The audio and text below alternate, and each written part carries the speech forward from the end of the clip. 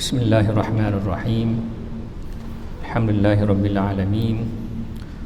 Wassalatu wassalamu ala asyrafil anbiya'i wal mursalin wa ala alihi wa sahbihi ajma'in. Rabbi shrah li sadri wa yassir li amri wahlul 'uqdatam min lisani yafqahu qawli. Allahumma rzuqna fahman nabiyyin wa hifdzal mursalin wa ilhamal malaikatil muqarrabin. Tan Sri, Datuk-datuk, tuan-tuan dan puan-puan muslimin muslimat yang dikasihi sekalian, alhamdulillah selesai sembahyang subuh secara berjemaah. Permulaan yang baik pada hari yang baik ini, insya-Allah memberi tanda hidup kita hari ini pun akan kita lalui cara yang baiklah, insya-Allah. Dalam beberapa hari lagi, hari ini hari Ahad, lusa lah akan mula sambut Ramadan kalau ikut sebab hari Isnin esok akan mencerak tengok ada bulan, dan insya-Allah hari Selasa kita mula Ramadan. Satu bulan yang kita duk tunggu-tunggulah bagi kita orang Islam yang menumpu kepada ibadat. Tentunya kemarinya bulan Ramadan itu satu benda yang sangat besar. Cuma antara dua pihak manusia, dua kumpulan. Ada kumpulan yang tidak berapa mengendah kepada marinya bulan Ramadan yang besar ni. Sama saja. Marilah bulan mana pun bagi dia sama, tidak ada bezanya. Dan ada kumpulan yang memahami apa itu yang ada dalam bulan Ramadan, maka cara kita sambut dan cara kita tunggu pun akan berbeza. Rasulullah SAW dalam satu hadis bila masuk bulan Ramadan, di awal Ramadan, Rasulullah bersabda, "Atakum syahrun azim." Telah mari kepada kamu satu bulan yang sangat besar. Faradallahu alaikum siyamahu, yang Allah telah memfardukan kepada kamu berpuasa di bulannya. Tuftahu fihi abwabul jannah, dibuka pintu-pintu syurga. Wa tughlaqu fihi abwabul jahim, ditutup pintu-pintu neraka. Wa nukila fihi maratus syayatin, syaitan dibelenggu. Wa fihi lailatun ya khairum min alfi syahrin, dalamnya ada satu bulan yang lebih daripada 1000 bulan. Man hurrima khairuha faqad hurrim, sesiapa yang terhalang daripada mendapat segala kebaikan yang ada padanya, maka dia telah dihalang daripada mendapat kebaikan tersebut. Jadi itulah pesanan daripada Rasulullah SAW memperingatkan kepada manusia apabila datang bulan yang besar ni, dia peringatkan tanggungjawab dan kelebihan yang ada dari bulan tersebut. Tanggungjawab untuk melakukan ibadat puasa, kelebihan terbukanya pintu syurga, tertutup pintu neraka, dan dihalang syaitan daripada, dia dibelenggu syaitan. Dan disebut kelebihan tentang malam Lailatul Qadar yang akan ada pada bulan tersebut. Dalam kita menghadapi sesuatu benda yang baik, secara natural manusia ni, kalau kita tunggu benda yang baik dan benda tu akan mari sampai, maka kita akan buat sedikit persiapan yang sesuai dengan benda baik tersebut lah. Orang nak menikah anak, bila sampai hari untuk akad nikah, hari untuk kenduri, maka persiapan tu dah bermula beberapa bulan sebelum tu. Cari dewan, cari event manager, nak urus diri pun tak mampu dah sebab grand, benda tu besar. Cari catering untuk makanan yang sedap-sedap, persiapan hantaran dan sebagainya. Kenapa? Kerana tunggu hari yang sangat baik, hari perkahwinan anaknya ataupun perkahwinan diri dia sendiri. Itu natural bagi manusia untuk melakukan persiapan tertentu bagi menghadapi sesuatu yang baik. Sama macam orang nak travel, nak pergi ke mana-mana tempat yang dia memang tunggu-tunggu untuk pergi ke tempat itu, untuk travelling. Nak pergi ke Mekah contoh untuk buat umrah, buat haji, maka persiapan itu telah berlaku sebelum daripada itu. Kenapa? Kerana tunggu benda yang baik, benda yang ditunggu-tunggu, yang dia looking forward, maka ada persiapan yang akan dia lakukan. Kalau kita boleh ambil pengajaran satu surah dalam satu ayat dalam Al-Quran, orang Islam ini dia tunggu-tunggu turunnya surah, turunnya ayat daripada Al-Quran. Wa iza ma unzilat suratun faminhum man yaqulu ayyukum zadathu hadhihi imanan fa amma alladhina amanu fazadatuhum imanan wa hum yastabshirun.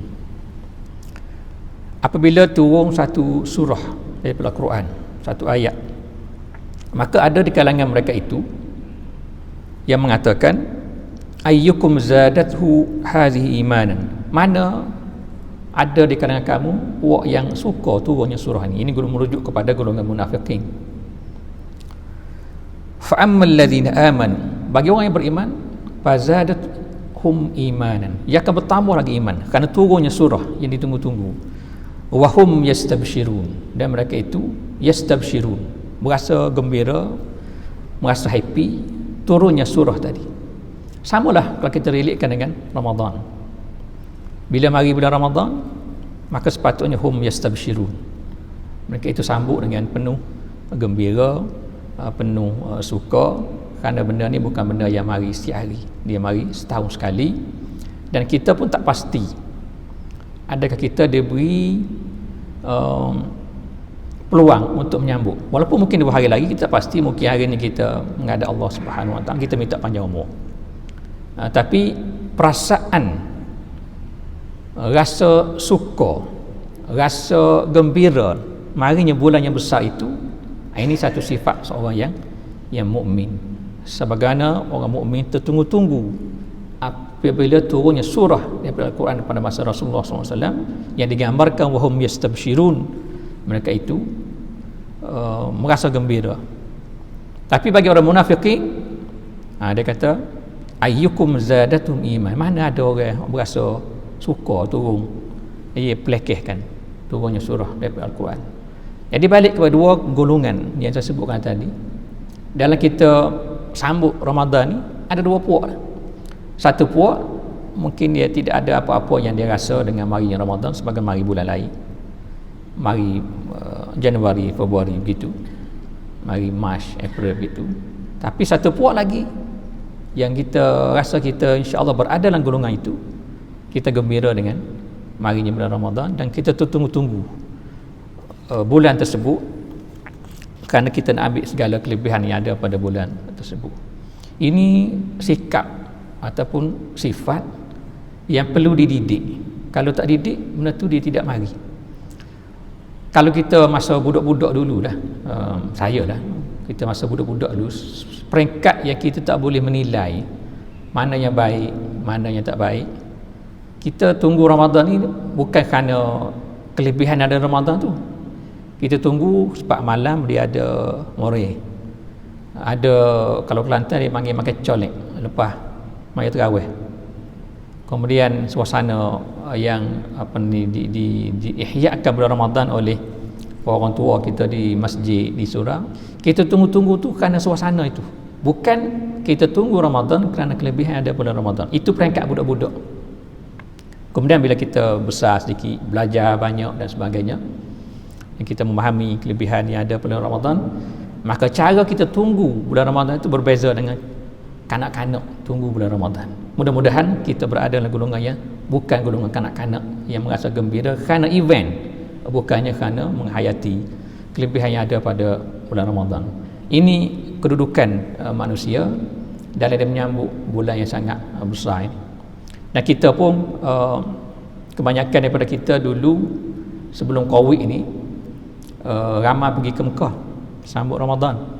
Ialah ada pendapatan, ada cukup pendapatan untuk pergi dan menyambut bulan Ramadan di Mekah untuk ambil kelebihan berpuasa dan untuk ambil kelebihan ibadah umrah di bulan Ramadan.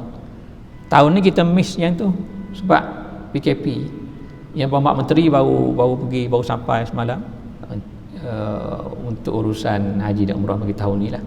Tapi untuk orang ramai tak dibenarkan lagi. Saudi tutup lagi border dia sampai Mei. Border nak masuk tak boleh. Jadi ramai daripada kita yang miss untuk beribadah di Mekah di bulan Ramadan. Saya dulu masa satu peringkat umur acak kali jugalah pergi Ramadan di Mekah. Mula ayah ni dia suka bawa anak pergi. Tapi benda-benda begitu ada satu masanya kita telah miss perkara tersebut. Itu satu ujian daripada Allah Subhanahu Wa Taala kepada manusia. Dia buang sedikit peluang itu. Hanya satu peluang, iaitu peluang untuk pergi buat umrah di bulan Ramadan. Hilang kerana penangan COVID-19. Jadi peluang-peluang ini, peluang-peluang yang ada kepada manusia untuk melakukan perkara ibadat yang afdal pun kadang-kadang ditutup oleh Allah Subhanahu Wa Taala, dan ketika itu manusia akan mulai berangan-angan kalaulah boleh pergi. Maka samalah kedatangan bulan Ramadan itu a matter of peluang, soal peluang yang ada untuk kita sambut, dan bukan semua orang boleh memahami peluang itu. Sebagaimana orang mulai miss untuk pergi buat umrah di bulan Ramadan, maka samalah bulan Ramadan yang akan datang ini bukan semua orang akan ada peluang, diberi peluang untuk menghayati dan beribadat di bulan Ramadan. Kita berdoa kepada Allah Subhanahu Wa Taala supaya kita boleh melaksanakan dan kita boleh menghayati betul-betul bulan Ramadan tahun ini dengan sebaik-baik mungkin, dan kita juga berdoa kita sampai bulan Ramadan diberi kesempatan. Para salafus salih semenjak bulan Rajab menjadi amalan para salaf berdoa, Allahumma barik lana fi Rajabin wa Sya'bana wa ballighna Ramadan. Ya Allah, berkatilah bulan Rajab kami, bulan Sya'ban, dan beri peluang ballighna Ramadan, beri peluang kepada kami untuk berdepan dengan untuk sampai kepada bulan Ramadan tahun itu. Mudah-mudahan dia dapat grab segala kelebihan yang ada. Dan kepahaman tentang kemuliaan Ramadan itu, untuk kita menghayati bulan Ramadan itu, itulah yang perlu kita pahami. Sebab bulan Ramadan ni dia ada dua takrif. Puasa ni satu takrif yang kita belajar dalam ilmu fiqh. Ilmu fiqh ni takrif dalam semua ibadat dia mementingkan tentang sah, cukup rukuk dan syarat bagi ibadat tersebut. Kita belajar bab puasa, takrif puasa ialah menahan diri daripada makan dan minum dan daripada perkara-perkara yang membatalkan puasa. Itu takrif untuk kita ajar kepada orang Islam, anak-anak kita, macam mana nak sah puasa. Maka sah puasa tu begitulah. Jangan makan, jangan minum, jangan buat benda-benda yang membatalkan puasa, tak boleh bersama isteri dan sebagainya. Tapi satu takrif lagi kepada puasa, itu yang Al-Imam Al-Ghazali dia bagi kepada tiga. Dan hak inilah yang merujuk kepada penghayatan kepada bulan puasa, dan inilah yang merujuk kepada orang yang tunggu-tunggu nak marinya bulan Ramadan. Kalau kita tengok takrif puasa sekadar ianya takrif yang tak makan tak minum, maka takrif itu takrif yang sesuai untuk orang yang tidak menghayati Ramadan, hanya memikirkan tentang sah tak sah. Tapi untuk golongan yang menunggu-nunggu ni, yang tunggu-tunggu bila nak mari Ramadan, yang masuk doa balighna Ramadan, sampaikan kami kepada Ramadan, itu yang Ghazali sebut tiga jenis puasa yang ada. Satu, saumul umum, puasa yang orang awam duk buat. Orang awam ni yang takrif fiqh tadilah, siapa kena jangan makan, jangan minum, jangan bersama isteri dan setiap hari dan sebagainya. Itu saumu al-umum, itu Ghazali bagi. Yang keduanya, saumul khusus, puasa orang yang khusus, orang tertentu yang memahami ibadat puasa tadi bukan sekadar tinggal makan dan minum, tapi juga dia menjaga lidahnya, jaga matanya daripada melihat perkara haram, perkara maksiat, jaga telinga daripada mendengar perkara maksiat, jaga kaki daripada berjalan tempat yang tak elok dan sebagainya. Jadi itu dia dah upgrade sikit daripada puasa yang takrif fiqh tadi. Maknanya selain daripada dia jaga tak makan tak minum, dia juga menjaga tangannya, anggotanya daripada melakukan perkara maksiat. Yang mana kalau kita ukur dengan hukum fiqh, orang yang puasa kemudian dia buat maksiat, dia pergi mata dia tengok ke sana ke sini, telinga dengar apa yang tak baik, ikut takrif hukum fiqh, puasanya sah. Tak boleh kalau orang tanya kita sah tak sah puasa, dia puasa kemudian dia buat maksiat, ikut takrif hukum fiqh, sah puasanya selagi dia tak membatalkan puasa, tak makan tak minum sebagainya. Tapi bila masuk saumul khusus, ini mereka yang dah masuk dalam bab orang yang tunggu-tunggu kepada bulan Ramadan, bukan semata-mata takrif fiqhnya tapi penghayatannya daripada Ramadan. Kemudian yang ketiga, Al-Ghazali tambah lagi puasa ni, puasa yang ketiga saum khususil khusus, lebih golongan yang lebih lagi menghayati Ramadan itu bukan sekadar takrif puasa tak makan tak minum, bukan sekadar tidak melakukan perkara maksiat, tapi dia pergi kepada penghayatan kepada puasa itu sendiri, yang pergi kepada penjagaan hatinya daripada melakukan perkara yang terlintas dalam hatinya kepada perkara yang tidak baik. Soal hati pun sudah masuk, ini khusus. Maka dalam tiga kelompok ni lah, tiga jenis puasa ni lah, orang yang tunggu-tunggu bulan Ramadan ni, dia duduk kepada takrif yang khusus dan khusus. Jadi bagi orang yang tidak dapat menilai kelebihan Ramadan, maka mungkin dia tunggu untuk nak puasa sekadar nak jaga makan dan minum, tak makan dan tak minum. Penghayatan tu mungkin tak pergi sampai situ, mungkin dia akan bergelombang segala macam maksiat yang dia buat bulan lain pun sama je lah, cuma dia puasa. Mungkin ada orang tak solat, dia puasa ada, dia tak sembahyang pun tapi puasa, dia puasa. Ini sekadar cukup takrif fiqh, penghayatan tidak ada. Tapi khusus dan khususul khusus, ini mereka yang tunggu-tunggu untuk menyambut bulan Ramadan. Jadi ada pelbagai kategori manusia dalam menyambut bulan Ramadan. Sebagaimana kita penghayatan ibadat-ibadat lain pun begitulah. Kalau kita bab solat contoh, takrif fiqh solat ni mula dengan takbir, suduh dengan salam, di 13 rukun cukuplah, 13 rukun syarat. Itu untuk takrif fiqh, sah, okey sah, cukup rukun, cukup sah. Tapi penghayatan kepada solat itu maka dia banyak penghayatan. Jadi yang penghayatan itulah yang bagi yang disebut oleh hadis Rasulullah SAW antara 7 golongan yang akan dilindung di bawah bayangan arash pada hari akhirat, iaitu rajulun qalbuhu mu'allakum bil masajid, orang yang hatinya bergantung dengan masjid. Lepas sembahyang subuh tunggu-tunggu nak pergi pula sembahyang zuhur, lepas sembahyang zuhur tunggu-tunggu nak pergi masjid pula sembahyang asar, maghrib, isyak. Dia hati dia bergantung. Jadi bagi mereka ini, yang golongan ini, rajulun qalbuhu mu'allakum bil masajid, dia bukan sekadar dia belajar fiqh sembahyang itu mula dengan takbir, sudah dengan salam, cukup 13 rukun, finish, selesai. Itu buat di rumah pun boleh, buat di rumah boleh, buat lebih kurang cukup rukun pun boleh. Tapi bagi yang rajulun qalbuhu mu'allakum bil masajid, orang yang hatinya bergantung ke masjid, dia up lagi satu level. Bukan sekadar solat tapi tunggu-tunggu. Maknanya penghayatannya lebih daripada sah tak sah, tapi dia cari sembahyang jemaah.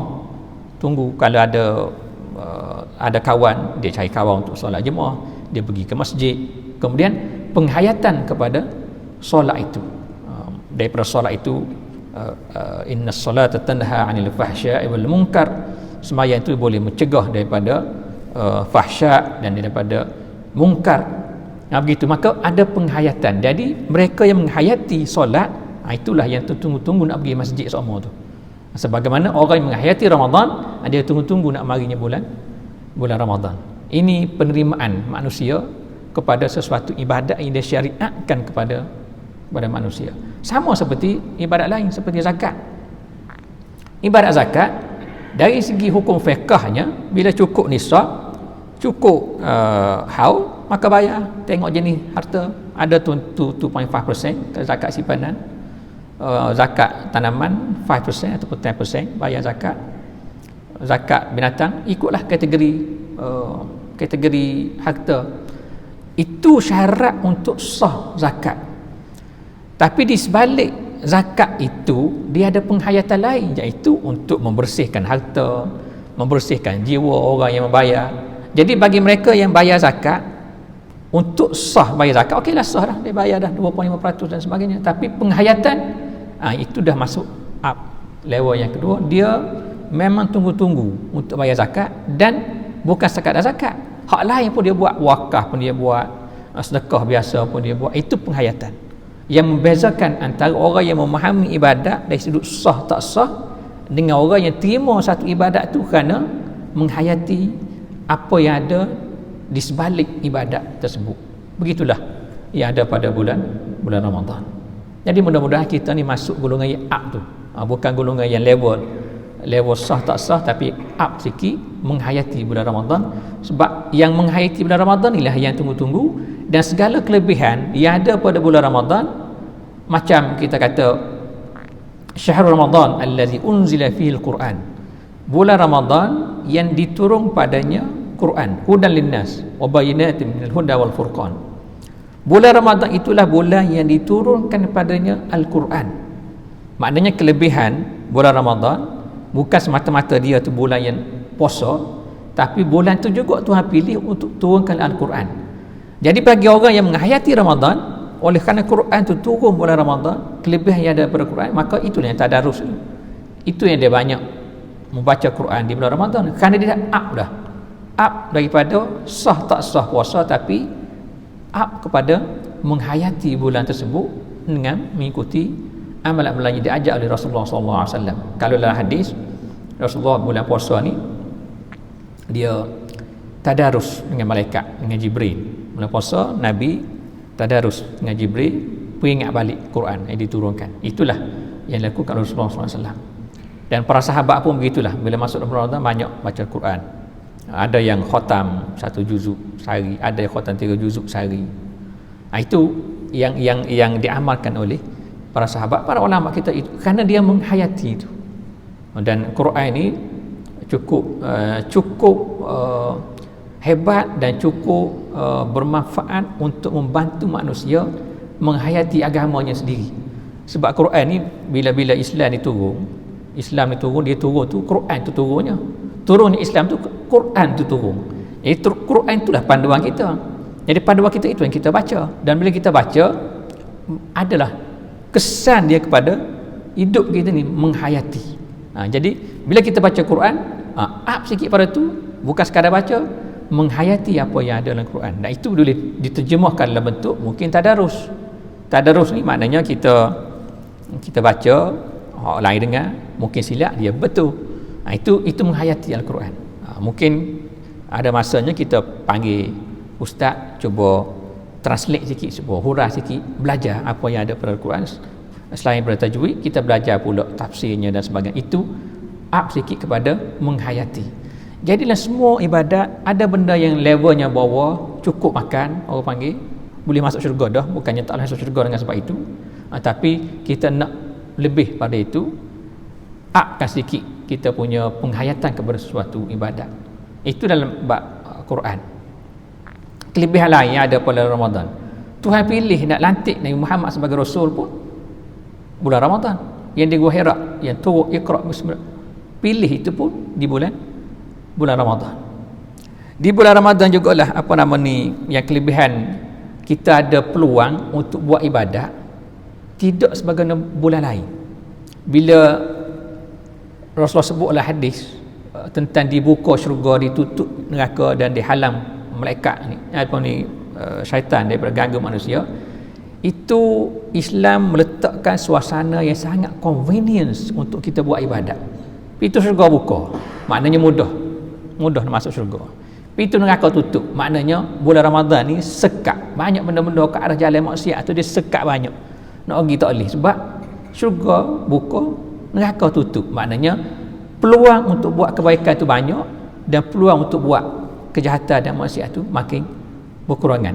Jadi suasana itu suasana bulan Ramadan yang difasilititkan oleh Allah Subhanahu Wa Taala kepada manusia, kita grab suasana itu untuk kita ambil peluang yang ada itu untuk kita memperbanyakkan ibadat, dan dengan sebab ibadat itulah kita akan meningkat maqam kita dan martabat kita di sisi Allah Subhanahu Wa Taala. Ini cara kita menerima, kita terima satu benda yang nak mari, benda yang baik, dan konteks ini benda bulan Ramadan. Cara kita terima tu dengan cara kita nak menghayati bulan tersebut, bukan semata-mata tentang sah ataupun tidak sah puasa. Sebab ibadat puasa ni, dalam semua ibadat Tuhan gandakan pahala. Likulli hasanatin kullu hasanatin bi asyri amsalha. Setiap kebaikan kita buat ni di Tuhan ganda 10 kali ganda, sehingga pada 700 kali ganda. Illa siyam fa innahu li wa ana ajzi bih. Kecuali puasa. Puasa ni dia tidak ikut calculation tu. Dia tak ikut calculation bila kita buat Tuhan gandakan dengan 10 kali ganda kebaikan. Gandakan sehingga 700 kali ganda kebaikan. Dia tak ikut calculation tu. Illa siyam fa innahu li wa ana ajzi bih. Puasa ni tak ikut calculation tu. Hak ni hak aku, Tuhan kata. Wa ana ajzi bih, dan aku yang akan balas kebaikan orang yang berpuasa. Jadi kelebihan puasa tu sendiri sudah berbeza daripada segala ibadat kebaikan yang lain yang kita buat semasa kita hidup. Jadi kerana kelebihan-kelebihan itu, maka orang yang memahami apa yang ada di sebalik Ramadan, maka dengan sebab tu dia tunggu-tunggu nak marinya bulan Ramadan. Penerimaan kita kepada bulan Ramadan berbeza dengan penerimaan kita bulan Rejab, bulan Syaban, bulan-bulan yang lain. Kerana kita menghayati falsafah tu. Tapi kalau kita tengok dari segi fiqh saja benda tu, tak kat siapa situlah. Okey nak puasa, okey puasa. Puasa kita kena jaga makan minum lah, jangan nak makan, jangan minum lah. Masuk subuh kan berhenti makan, masuk maghrib kita makan balik. Maka kalau setakat itu kita melihat Ramadan, kita tak akan tunggu-tunggu nak mari Ramadan. Tapi kalau kita lihat di sebalik penghayatan yang ada di bulan Ramadan, maka ketika itulah kita akan tunggu-tunggu untuk menyambut bulan Ramadan. Dan kita sambut itu bila kita tunggu, looking forward satu perkara, bila benda tu sampai, cara kita sambut pun akan berbeza. Sebab itu para ulama dulu dia dah mula bulan Rejab. Bulan Rejab ada yang dah puasa. Kemudian Rasulullah sendiri bulan Syaban dia dah puasa. Sehingga disebut oleh hadis, sahabat kata aku tengok macam tak buka pun Rasulullah bulan Syaban ni. Maknanya membanyakkan puasa bulan Syaban. Kenapa? Kerana nak sambut bulan Ramadan. So dia ada preparation yang dia prepare untuk sambut bulan yang besar itu. Jadi inilah yang kita amalkan sekarang ni pun, kita banyakkan berpuasa. Dan kalau boleh banyakkan bersedekah. Bulan Ramadan, bulan Syaban ni pun kita dah banyakkan bersedekah. Banyakkan supaya kita beri laluan yang mudah. Bila masuk bulan Ramadan, kita dah biasa bersedekah dan kita ambil peluang untuk bersedekah di bulan Ramadan. Sebab sedekah di bulan Ramadan itu berlipat kali ganda lagi habuan akhirat yang akan kita dapat. Sedekah tu sendiri pun sudah bagus di bulan lain pun. Sebab dalam hadis Nabi sebut, ittaqun nar walau bisyaqqi tamrah. Takutilah kamu akan neraka sekalipun dengan kamu dapat sedekah secebis buah tamar. Maknanya kalau kita ada secebis buah tamar dan kita sedekah, hak tu pun dapat kita elak daripada api neraka. Mana amalan sedekah tu sendiri amalan yang sangat digalakkan dan boleh menjaga kita daripada api neraka. Tapi kalau bulan Ramadan, maka dia lebih lagi. Sebab itu digambarkan dalam hadis Rasulullah SAW. Rasulullah ni ajwadun nas, orang yang suka memberi, ajwad, orang baik. Tapi bila masuk bulan Ramadan, karrihil mursalah, baiknya suka memberi itu karrihil mursalah, supu api, supu angin bertiup, mana begitu bagi kerana ambil peluang yang ada pada bulan Ramadan. Jadi inilah ibadat-ibadat yang disarankan untuk kita lakukan di bulan Ramadan. Seperti baca Quran, banyak bersedekah, dan sama juga dengan qiyamul lail. Sebab kita nak kejar Lailatul Qadar, nak kejar, sebab Lailatul Qadar ni dia malam, dia bukan siang hari. Sebab itu kita panggil Lailatul Qadar, malam qadar. Dan sebab itu kita panggil qiyamul lail, mendirikan malam tu sebab nak persu itulah, nak ambak nak bagi kita bila kita ihya malam tu, qiyam pada malam tu, dan kebetulan malam itu Lailatul Qadar, maka kita dapat kelebihan yang ada pada Lailatul Qadar. Maka kita mendirikan malam, menghidupkan malam di bulan Ramadan. Kalau di setengah tempat di tanah Arab cukup meriah dalam bab qiyamul lail ini, mendirikan malam. Cuma ialah sekarang ni kebanyakan negara-negara duk kena Covid belakang ni, mungkin perkara tersebut nak buat di masjid tu mungkin ada sedikit halangan lah, mungkin ada SOP, ada sekatan. Boleh buat di rumah, tak seperti kita buat kat masjid. Jadi peluang-peluang tu masih ada. Kelebihan yang ada pada Lailatul Qadar ni dia tidak terhad bila ada Covid. Ada Covid ke tak ada Covid, Lailatul Qadar tu akan tetap ada. Cuma siapa yang berpeluang, siapa ada peluang untuk nak jumpa dengan Lailatul Qadar, itu mereka yang berusaha ke arah itu sahaja yang akan diberi peluang oleh Allah Subhanahu Wa Taala. Jadi kita berdoa kepada Allah Subhanahu Wa Taala, mudah-mudahan kita masuk di kalangan mereka yang menunggu untuk menyambut bulan Ramadan, dan kita dapat menghidupkan bulan Ramadan pada tahun ini dengan sebaik-baiknya.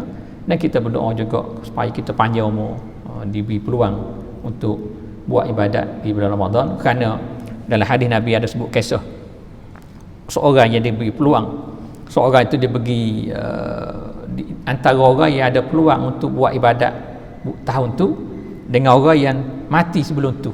Jadi bila di akhirat beza, hak ni sama-sama pergi berjuang ni, sama-sama pergi berjihad pada jalan Allah, tapi hak seorang ni di akhirat kelebihannya lebih tinggi, hak seorang ni kelebihannya bawah sikit.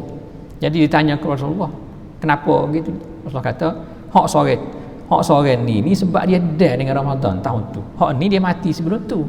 Jadi sudah ada beza antara dua orang yang berjuang sama-sama berjihad. Kelebihan jihad itu ada pada dia, tapi hak ni sempat Ramadan, hak ni tak sempat Ramadan. Sudah beza kedudukan di hari akhirat. Inilah kedudukan kita dengan Ramadan. Kita menghayatinya dan kita cuba fulfill lah segala ibadat-ibadat yang disarankan oleh Rasulullah SAW. Mudah-mudahan kita diberi ganjaran pahala oleh Allah Subhanahu Wa Taala. Mudah-mudahan kita dapat bertemu dengan Lailatul Qadar yang semua kita tunggu-tunggu itu. Cuma dalam kita bersiap menghadapi Ramadan ini, mungkin juga kita kena buat adjustment sikit, sebab kita ni Covid tahun ini, dan mungkin kalau wilayah persekutuan ni mungkin berbeza sedikit. Di sebahagian negeri masih ada halangan-halangan lah sebab SOP tertentu. Hak ni pun kita kena urus molek lah, urus supaya kita walaupun ada sekatan-sekatan begitu begini di masjid dan sebagainya, kita urus supaya ibadat kita tu tak terjejah dengan sebab tak lagi, kerana ada macam-macam sekatan yang ada. Ini boleh diuruskan, bukannya tak boleh diuruskan, sebab kelebihan Ramadan itu kan tidak akan kurang dengan sebab COVID-19. Lailatul Qadar tak akan hilang dengan sebab COVID-19. Cuma kita menguruskan ini. Ini masuk dalam bab ujian daripada Allah Subhanahu Wa Taala untuk melihat ayyukum ahsanu amala. Hak mana dia kalau kamu yang baik amalannya. Dalam musim Covid, adakah dia maintain dengan ibadatnya dengan cara yang sepatutnya, ataupun bila dalam musim Covid ini menjadi sebab kepada dia kurang ibadat. Ini juga termasuk dalam ujian daripada Allah Subhanahu Wa Taala yang akan sama-sama kita hadapinya, dan kita berdoalah supaya diangkat ujian ini dalam tempoh yang terdekat, dan mudah-mudahan ujian ini menjadi sebab kepada kita makin dekat dengan Allah Subhanahu Wa Taala, bukannya jadi sebab kepada kita makin jauh daripada Allah Subhanahu Wa Taala. Kalau kita duduk banyak complaining, ini susah duduk complain, saya tak boleh pergi masjid, saya tak boleh gitu, tak boleh gini, masjid tutup pagar, tutup pintu, saya tak termasuk dalam senarai dan sebagainya, kan sebenarnya kan ada. Jadi kalau kita masuk duduk complaining begini semua, kita dah banyak lepas peluang. Yang sepatutnya itu kita ambil sebagai satu ujian daripada Allah Subhanahu Wa Taala. Kita buatlah cara yang sebaik-baiknya untuk kita dapat kebaikan daripada situasi yang ada. Jadi saya setakat itulah untuk kuliah subuh pada pagi ini. Mudah-mudahan ada manfaat untuk saya sendiri dan juga kepada yang hadir semua, dan mudah-mudahan kita diberi umur yang panjang untuk kita beribadat kepada Allah Subhanahu Wa Taala. Aku qulu qawli hadza, wassalamu alaikum warahmatullahi wabarakatuh.